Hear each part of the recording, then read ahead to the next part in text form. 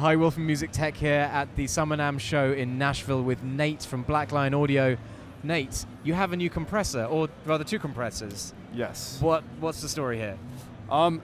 There's a classic chain in pro audio, 1176 into an LA2A or an LA2A into an 1176. It's this age-old question, what do you like better? We decided to just put the kibosh on that whole issue and combine two into a single 2U chassis. So you've got an 1176 in the same box as an LA2A. And so what we tried to do is we don't create direct clones of gear. We consider them homages. They're renditions. They're inspired by the vintage pieces, but we do our own thing with them. So on the left here of the B172A is the 1176. This is a FET compressor.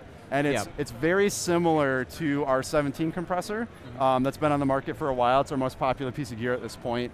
So on the left-hand side, you have all the controls you'd expect. You've got your input and your output, your attack and release. You've got 4, 8, 12, and 20 compression ratios.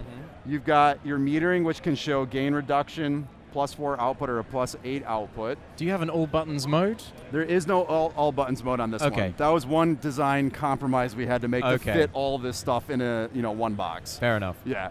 So, and then on the right side, we have the LA2A. Again, we're trying to figure out what could we do differently.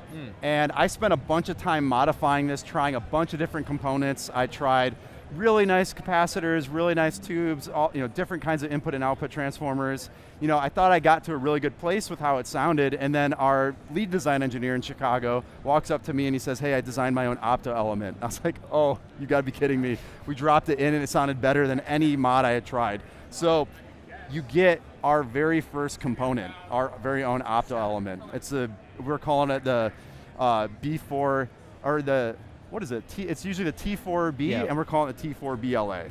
Okay, right. So that's what's unique about that side. Now, what really ties this whole thing together is we decided to put a link function on it.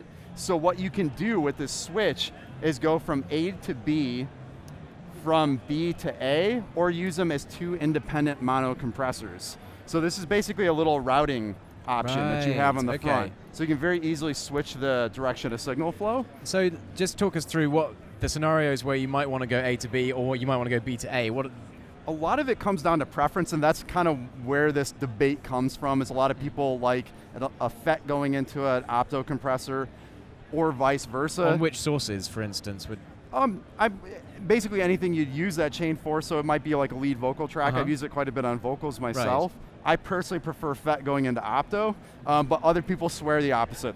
I've heard drum kits, like a mono overhead. I do like opto going into FET that way. It just depends on the sound you're going for. There's a lot of subjective stuff going on, but you're able to just try them both out pretty quickly with this link switch. Well, that looks super versatile. How much is it going to cost then, and when will it be available? It's going to be available at the end of the summer, and it's going to retail for $13.99 US MAP.